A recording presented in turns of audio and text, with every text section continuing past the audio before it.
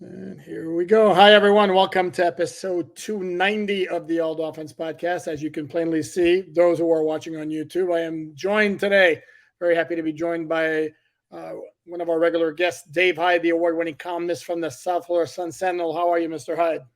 All well, all well. Now that we got the schedule, we know where we're going for next season, right? That's the most important thing for sports writers. There you go. And I'm assuming you're hating the night game in Green Bay on November 28th and the Cleveland night game on December 29th, which might be even worse, actually. Yeah, that Thanksgiving Green Bay. Green Bay is, if for football purists, the number one place to go to watch a game. But unfortunately, it's like the one day they could have put it, or 2 days. Christmas might have been the other. That it's just, I just don't want to go to it that time of year. So unfortunately, because that's been a nice place to go to through the years. Yeah, I've been to Green Bay once in 2009, and I like Green Bay, actually. I enjoyed – I had like a night – it was an October game, and it was crisp on that Saturday night before the game, and had a nice walk to a restaurant, maybe, I don't know, a mile walk or something. Everybody else was hopping into taxis. I don't think Uber was even around at that time, and I was like, no, this is nice, cold, fresh air, nice change from South Florida. Let me walk, and I just walked the whole thing, and – my traveling was that the Cameron Wake Forest sack game? Yeah, I was there for that. And then there was I'm gonna have to go back and look when it was snowing one day when I was there in Green Bay, a big snow, and that was an interesting, beautiful scene there. So, anyways, that might have been hopefully won't be going to the Green Bay game on Thanksgiving night. You will or not? You said I will not be. I hope. Oh, okay, go. Okay. Priorities. There you go. Yeah, I will not be going either. Obviously, we're going to be talking about the schedule. Before we do, however, today we're going to have a history lesson again. We're kind of on and off on those, but today we're going to have one. And as I told Dave before we started recording, he is the perfect guy to do those with because Dave's been around for most of this. And today, since it's episode, thank you. Right, raising my hand too. Since it's episode 290, then we can look back at the 1990 season, which was actually a very good one for the Dolphins, who had missed the playoffs the previous 4 seasons, mainly because their defense, for lack of a better term, sucked. Well, in 1990, out of the blue, all of a sudden, that defense is kicking some butt big time. And as I remember correctly, in week 2, they played the Bills, who were the top team at the time, coming up with Jim Kelly and Thurman Thomas and Andre Reed, and they beat them 30-7. Wound up going 12-4 in the regular season. Sadly, not enough to win the AFC East title because the Bills were 13-3 and probably the best of those 4 Super Bowl Bills teams. And then the Dolphins won their playoff game against the Kansas City Chiefs in a comeback, 17-16, 2 touchdown passes by Marino in the fourth quarter. And the following week, they're at Buffalo, and that defense that had been very good throughout the entire season wasn't good. Dolphins lost 44-34, and they kept playing catch up, trying to come back. They would score, but then Buffalo would come back and increase their lead. And they had one chance at a game-changing play in the second half, what could have been an easy interception. I hate to single out the player who didn't make the interception, but it was a linebacker by the name of Mike Reichenbach. And the Bills wound up winning 44-34. But overall, it was a 12-4 season. Dolphins back in the playoffs, and that was a good year. Do you remember that year very well, Dave? I remember parts of it. All the Buffalo losses up there blend together. I do remember 44-34, seeing Dan Marino before the game under the goalposts and walk him by, and somebody said, "Let's play 2," because it was one of these games that was really nasty. So, like I said, what I remember of the Kansas City, that was Joe Montana's team. That was was 94. No. Montana was 94. 90 was Steve DeBerg. Like I said, the game's all Steve DeBerg, actually. Okay, I don't remember. Sorry, I'm the one with the sick memory. That's good. That's good. Yeah. Very good. So no, like all those, I went to Buffalo so many times with those teams and saw the same game in different variations. Defense not good enough. Offense can't win by itself, and that they all just blend together for me. And there was no shame to losing that game because that Buffalo team, like I said, that to me was easily their best of their 4 Super Bowl teams. Then they played the Giants in that Super Bowl. They really should have won. Scott Norwood's field goal or not. This is one of those where those teams play 20 times. Buffalo wins 18 or 19 times. It just happened to be that one game. Like everything fell right for the Giants. They controlled the ball. They got third downs. And then, of course, wide right at the end of the game. So anyway, the Dolphins will get 2 cracks again at the Buffalo Bills in 2024 with the schedule coming out on Wednesday night. What immediately grabbed you, Dave? Well, I look at two things always. How many 1 o'clock games do they get in September and through October, and how many cold weather games? Overall, my thought is the Dolphins really couldn't have had a better schedule. Yes, there's only one 1 o'clock game, the opener, Jacksonville, and Jacksonville's a Florida team. So that neutralizes what to me is the best home field advantage in all of sports. I don't care about Denver's thin air or the cold of Buffalo.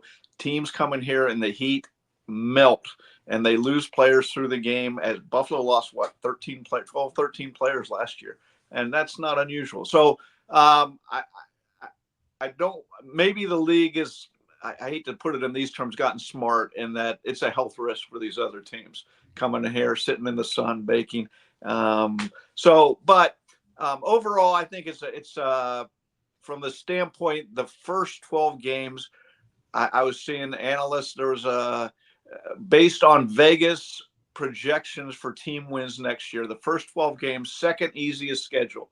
And that's important because the Dolphins are going to be missing, look at their pass rush or edge rushers. They're going to be missing those.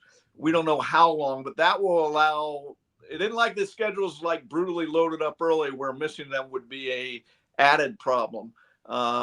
It's loaded late in the season. They should be back. So again, I don't think they could have really asked for much more. As I proceed to make my comment, I'm going to show the schedule here for those watching on YouTube, for those listening on the podcast. By now, you probably know the Dolphins schedule, so I apologize for this, that you're not privy. I'm not going to reread it again. I get your point. To me, I kind of looked at it as the NFL not doing the Dolphins a ton of favors. Number one, the bye week is very, very early. Yeah. Too early for my taste. The fact that the NFL kind of neutered the Dolphins' September home field advantage, and I completely agree with you, it's the most significant in all of sports. And it's not just because of the heat. To me, it's also because it's not the same for both teams. So they kind of neutered that a little bit by putting 2 night games among those 3 out of the first 4 at Hard Rock Stadium. And I can't help but wonder, have other teams complained to the NFL or made a pitch to the NFL, stop giving the Dolphins, or do not give us a September game in Miami? It's not fair. I don't think that's outside the realm of possibility. And then the other part where I don't think the Dolphins were done any favors is you look at their season-ending stretch. I mean, it's certainly set up for deja vu all over again for the 3rd straight year with the really, really good start and then a little bit of a fade at the end, because those final 6 games at Green Bay, Jets at home, at Houston, San Francisco, at Cleveland, at Jets, that's no picnic. Yeah, but again, up till that point, it's not really a hard schedule. I agree with you on the bye week. Look, it's very bizarre.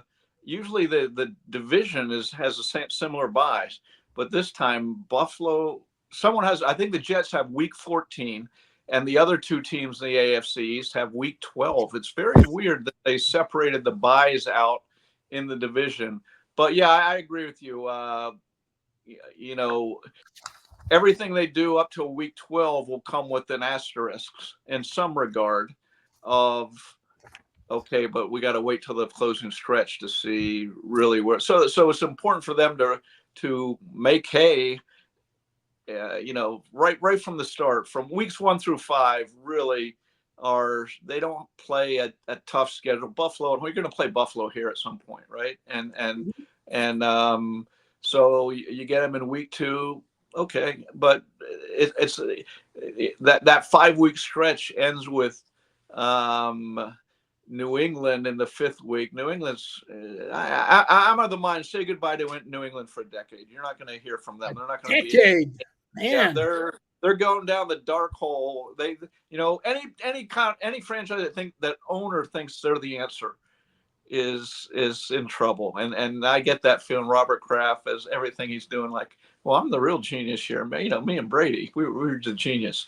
But weeks 1 through 5, really, the 4-1 shouldn't be a surprise to come out of that. I agree, but I don't think it's a gimme. I mean, I've seen people, fellow media members are like they're 7-0. I mean, I'm like, okay, whoa, because I think Jacksonville in the opener, it's a game the Dolphins should win. I think I saw the opening line is 3.5. But let's not forget, Jacksonville made the playoffs 2 years ago, and then in the divisional round gave KC all it could handle. This is a team not without talent. I mean, they badly underachieved last year. It went south for them. I'm not sure exactly why. And then with this year's a major referendum on Trevor Lawrence and exactly what he is as a franchise quarterback or not a franchise quarterback. But if he produces, that week 1 could be tricky. Yeah, of course. Look, they were bad last. Trevor Lawrence had no protection. He like when a lot of times when that happens with young quarterbacks, you start to try to force things and second guess yourself. And so, but I agree that Jacksonville isn't as bad as they were last year, but the Dolphins, from the view of May 16th, are the better team. Okay. Buffalo goes either way. Seattle goes either way. I figure they'll win one and lose one of those. And then you got Tennessee, the easy revenge game on the schedule, another Monday night game. They won't be looking past that one at all. And then New England. So 4-1 seems to, from the view of mid-May, looks pretty. That's what I'm picking at this point. Okay, and the phraseology I would use is reasonably achievable. Okay. I don't like to say like it's a done deal or maybe even 5-0, and then you get the bye week and you get at Indianapolis, which again, Dolphins are a better team. I think everybody would agree, except I saw Anthony Richardson play early on last year. That I was like, ooh, that dude could be good. I mean, he could be really good. Yeah, Indianapolis is one of those teams that it just took the haymaker of losing Andrew Luck, and a lot of their building and planning went down the hole with that. But they have a good, they had a good draft. They have enough good players that they aren't going to be a gimme at all. They'll be one of those teams sitting on the 6th, 7th, 8th of the AFC playoff chase. No, I agree. And the thing that I was going to say with Anthony Richardson is I think he's got the makings of a really good quarterback. I don't know if his style is going to have to tweak or he's going to have to get some good luck because he's not going to last the way he plays. But he can spin it, he can run, and this is what you look at the entire AFC. There are so many good young quarterbacks especially if Lawrence pans out.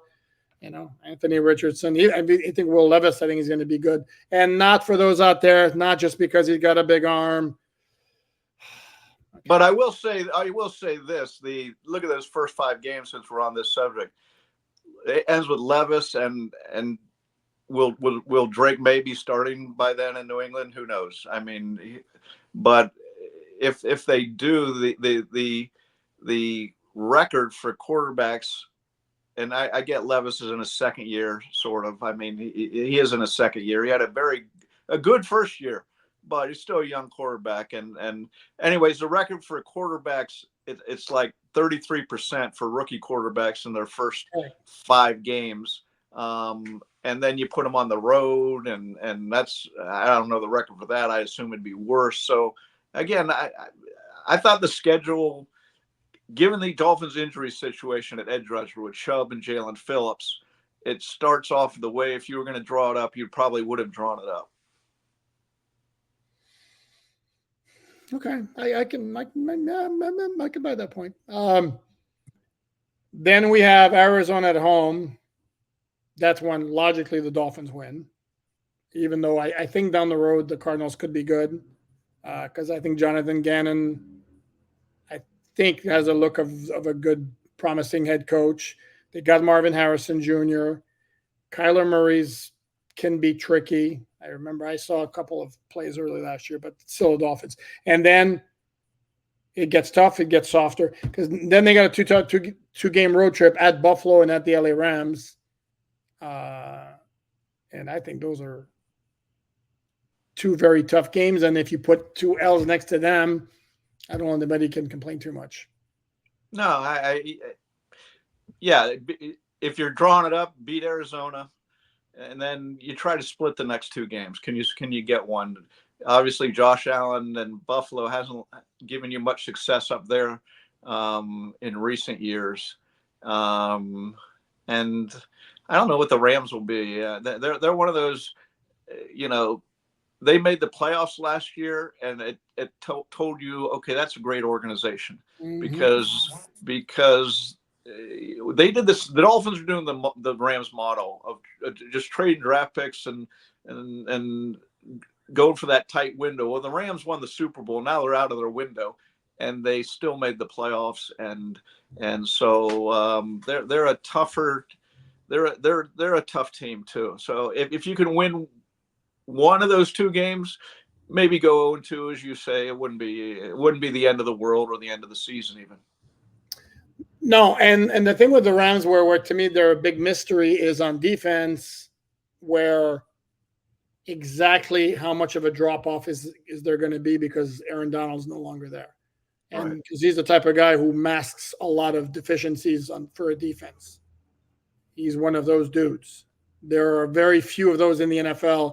He was one of them. I think on offense, they should be potent. Matthew Stafford's a very good quarterback. Williams last year in the second year emerged as one of the best running backs in the league. Cooper Kupp's a great wide receiver. Puka Nacua was the best rookie in the NFL last year, not named C.J. Stroud. So it's going to be a test for the Dolphin defense. It's the other side of the equation. That's the mystery. Then you got two games that should be, I don't want to say the word gimmies, but as gimmies as can be. And in fact, I did a story for the website you see under my name, si.com/NFL/Dolphins on the Fan Nation Network for Sports Illustrated, ranking all the games on the Dolphins schedule by degree of difficulty. And the two easiest ones for me are Vegas at home and New England at home. I'm sorry, I'm not threatened by Gardner Minshew or Aiden O'Connell. What about Tom Brady? You think Brady will be back by? Yeah. No, I'm with you. I'm going to throw New England in there too because they're in there. These are the three teams that are, and I don't know if the Raiders are purposely rebuilding. You don't do that when you go out and you get Christian Wilkins for $28 million, but they're, because of the quarterback situation, you're rebuilding if you don't have a star quarterback. But I think the Raiders will be better just because of their defensive line. Max Crosby, Wilkins, the other guys are serviceable, average players, which can work on that line. They could give you fits depending on where the Dolphins' offensive line is. But I'm with you. Those are two winnable games. You throw New England close to it, and it's you're starting to build up some wins going into the middle end of the year. Yeah, well, to me, I call them more than winnable games. I call them must win in the sense that if you're going to get where you want to go, which is winning the AFC East title and getting as high a seed as possible, those are games you have to win. And Tennessee was one of those. Yeah, I'm with you, and that gets to me to the start. This whole 12 games, you could maximize. I haven't counted up the wins we've got, but you're gonna have to have, 8, 9, 10 wins coming out of it. Probably 8 or 9 wins to come out of that. And people will be saying Dolphins in the Super Bowl and just like last year, right? And then you're going to get to the end of the season, and then we'll see, we'll see health, we'll see cold weather, we'll see more playoff teams. And a lot of it, to me, if we're going to start talking that last stretch, where the Jets going to be? They're the mystery team in the whole league right now because you play them twice, including the season ender. Where are they going to be? Where's Aaron Rodgers? TV's betting that Aaron Rodgers, they're saying we're going to take him early. They got 5 of the first 11 games with the Jets are on primetime TV, which says TV executives, we don't want to trust that he's going to be there at the end of the year. Nah, and I understand. I get it. It's New York. It's a big market. Aaron Rodgers is going to draw eyeballs. I get it. But there's some of these teams like who get so much attention on things other than merit.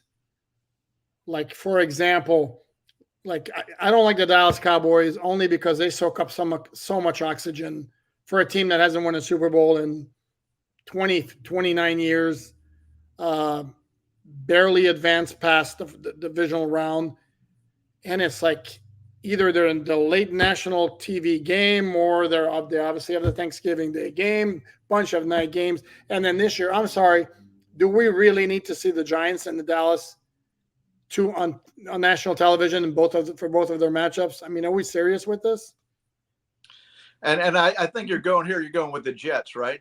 To me, no, the Giants. No, I was going with the Giants. No, I know, but we started talking about the Jets. Oh yeah, no, correct. My thought is on the Jets is they're a mystery team, and I wouldn't, who's Aaron Rodgers going to be? First of all, he didn't play well his last year in Green Bay.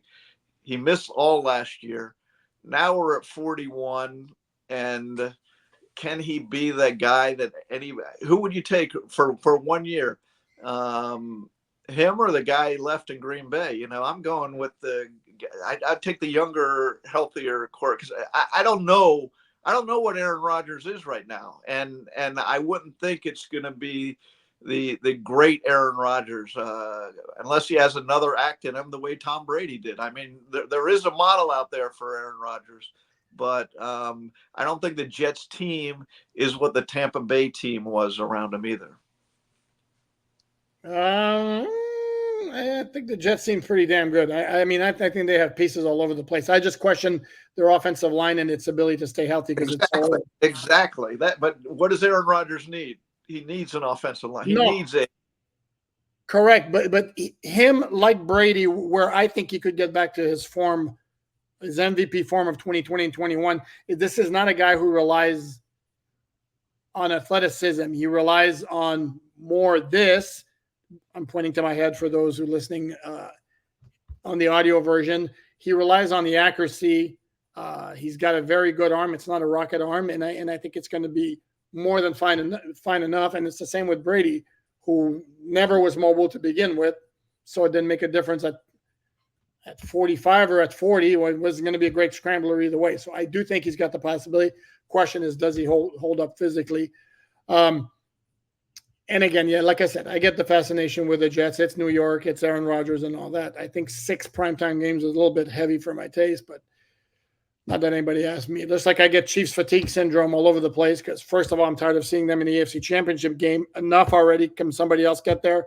A and B, again, they're plastered all over national TV, whether it's a primetime game or the late afternoon window. Are Taylor Swift and Kelsey still together? That's all the TV execs want to know. No, they are, and they just stay together, please. Kids, we're rooting for young love. Keep it going.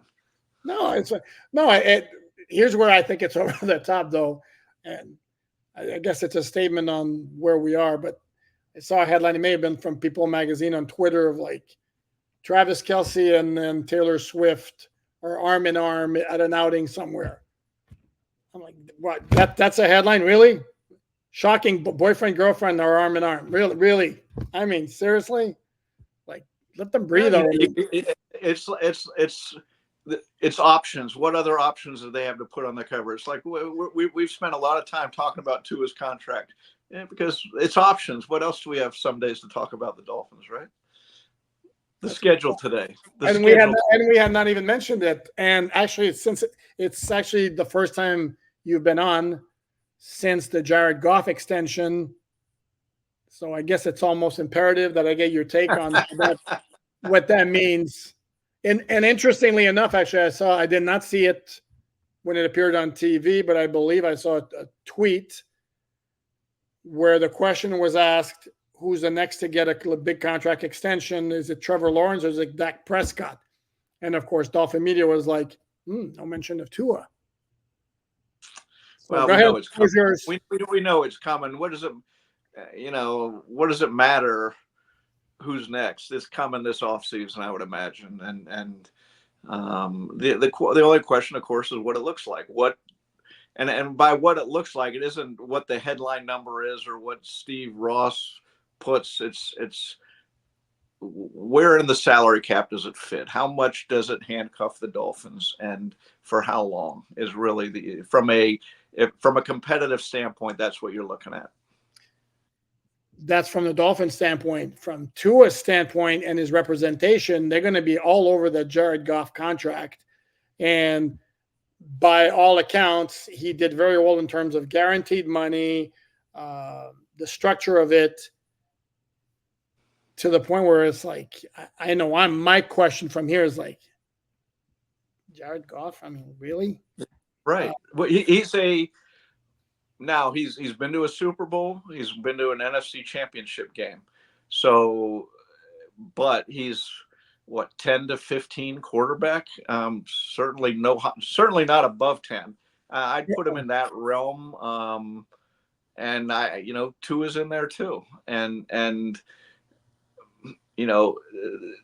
Goff's career is played out to the point you're going to say that's who he is. With Tua, if you're a believer, he can get above that.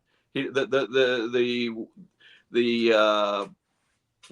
clay is still being molded with Tua. Okay. And so you could say he's going to get above that. I would say I'd like to see it, because my thought, there's two ways to a title. One is with a great quarterback with lesser talent, or with a lesser quarterback who's being paid lesser so you can have greater talent. But you can't have a lesser quarterback being paid great. And that's where teams have put the ceiling on themselves. The Giants, for all last season, look what the Giants paid their quarterback. Okay, but do you want to follow a poorly run organization? That's the question. No, correct. Well, they committed to him for a few years and they gave him 40 mil, which was below the top guys. Well, newsflash, he's below the top guys. There's a reason. Yeah. The thing with Goff is, I mean, let's not forget that Detroit offensive line is the best in the NFL right now. Yeah. And the numbers I saw basically is Goff, when he has time, his numbers are really, really impressive. And when he's under pressure, he's about the worst quarterback in the NFL. Well, okay, if you're that dependent on your offensive line, are you really a $53 million a year quarterback? And to me, the answer would be no. But again, it's like I don't know. I don't know that Jared Goff, within the structure of that team, would given the skill position players, guys that they have a lot of speed too. They're like not unlike the Dolphins in that department with Jahmyr Gibbs, Jamison Williams, Amon-Ra St. Brown. I don't want to turn this into a Lions discussion, but there's some correlation here. And you add that speed with the best offensive line in the NFL, it doesn't require as much heavy lifting from the quarterback. And when the Lions find themselves in a situation where they don't have that crazy speed on offense, or the offensive line kind of dips, they may regret having given Jared Goff that kind of money. I know, just saying. But as it relates to Tua, again, I've stated my position long enough. Again, to me, fifth year option revisit in the offseason. I haven't budged from this. Anything else that we left to say about the schedule? Were you curious like me, or like Tennessee on Monday night last year, Tennessee on Monday night here this year? Why? Again, let's remember who's making the schedule. Okay, you got TV executives sitting with the NFL, and if they're looking at what games they can sell and who they want on national TV, and I'm sure it wasn't one of their top games, but at some point they said, how can we sell the Tennessee game against the Dolphins? And let's put it on Monday night. Then we can replay that whole idea of last year. And I'm spitballing, but never underestimate the power of television in setting the schedule, because they're the NFL maximizing revenue dollars and ratings, which translate into the next TV schedule or streaming schedule or wherever. So everybody wants high ratings, and this was, I think, one way to sell that game. Where do you sit on Christmas Day games when they fall on a Wednesday? I sit. Well, this is where I root for the home team, meaning my home and my team. I don't like I don't like covering Christmas Day games, just like I don't like covering Thanksgiving Day games. And I've done enough of them and missed enough that I don't like. But if I'm an NFL executive for TV ratings, you have a captive audience after 11 in the morning, and they've basically told the NBA, "Go away, we're taking over this day." Right? We are going to take this day from you. Yeah. Oh, how cute. You want to put games on Christmas Day? Go ahead, have fun. We'll just obliterate you with our ratings over here. I mean, the NFL did it so that they made it as palatable as possible for those teams, because the 4 teams who play on Christmas play the previous Saturday. It's a crossover type of thing with the teams involved. Yeah, I'm as a fan, it's more the more the merrier. And it, like you said, it's going to get crazy ratings. And I don't know. I'm looking at it selfishly, and selfishly, I just despise night games because I'm old like you, and I don't like being up until 1 o'clock or 2 o'clock in the morning, finishing up my work, recapping the game. So I'm like Jimmy Johnson. Give me 1 p.m. on Sunday every week, and I'd be a happy camper. And that's the interesting thing. Like Houston was one of the surprise teams last year. I think 16 of their 17 games were 1 o'clock. And you talk about being able to get into the rhythm of a week and pregame and everything. There are two games. Green Bay's one of them. Houston's another one that a year ago you would have said, "Oh, those are good scheduled games for the Dolphins," right? Because now those are 2 rising teams. The question, of course, with those teams, how do they handle success? How do they, everybody's patting them, what a great year you have. What you're going to be great for the next 5 years, et cetera, et cetera. And sometimes teams like that have that second season where it's a whole learning process on how to deal with success. We'll see where they go this year. That was a very good point. Excellent point, my friend. And we will close this on this note. Like or dislike the Dolphins schedule, it's nothing compared in terms of harshness to the Pittsburgh Steelers closing 8 games, which includes home and home against the Cleveland Browns, who made the playoffs last year, home and home against the Baltimore Ravens, who were the number 1 seed last year, home and home against the Cincinnati Bengals, who went to the Super Bowl in 2021 and will have Joe Burrow back, against Kansas City, and against the Philadelphia Eagles. Ouch. Yeah, and if you look at the 5 toughest schedules, and I'm trying to think of them off the top of my head, and this is toughest based on Vegas's wins projections, not based on last year. And this is the way to do it, Agree. Okay, win projection for this year. The 4 of them are AFC teams. And I'm not going to get them right, but I know Baltimore's in there, Pittsburgh's in there, as we said, and these are the teams that the Dolphins are going to be contending in some form, playoff spots, home field, something for. So the fact that the Dolphins, I think by wins projections, have the 8th easiest schedule, whereas New England in the same division, a worse team, has the 31st toughest schedule. Tells you just two games basically tweaked differently can really affect a schedule rating. Yep. And by halfway through the season, we'll be like, strength of schedule. What did it mean? What was that about? But it's fun to talk about in May. And I don't know about you. Maybe I'm a dork or a nerd, however you want to say it. That's fine. I'll wear it. But I was psyched about the schedule release, as I am every year. Really? Now, I'm psyched because, look, you already know the opponents, but yeah, it's a fun conversation. Yeah. That's what sports is to me. It's a conversation. But, it used to be. Now I don't go to every game anymore on the road, but I used to look at the travel. How's the travel more than what the Dolphins had to go through? But again, I don't think it could have set up much better for the Dolphins, given their what they're going to be, where they're going to be injury wise at the start of the year. I think that's a big component of it. If they had those, if it was flopped and they had those ending games at the start, it'd be a lot difficult schedule. It'd be a lot more difficult for them. Wouldn't it be better in a sense, though, that it would give the team an opportunity to like finish strong and then even build momentum heading into the playoffs? Well, I still think it gives recent history. I still think it gives them a chance to finish strong. I mean, if they start off strong, get momentum, now you're getting Chubb, you're getting Phillips back. You're talking, playing to the deep part of the year. And here we go again. And what did they learn from last year as far as that? I think it absolutely gives them a chance to finish. If I'm 8-3 or whatever, I'm not sitting there fearing the end of the schedule. And I'm getting a couple of key players at least back to 100% or close to it. I'm saying bring it on. That's fair. And maybe this is the year they do have the same strong start they've had the last 2 years, and they finish strong as well. Maybe this will be the year. Who knows? We will be here between now and then every step of the way to discuss it, chronicle it. Dave, as always, thank you, my friend.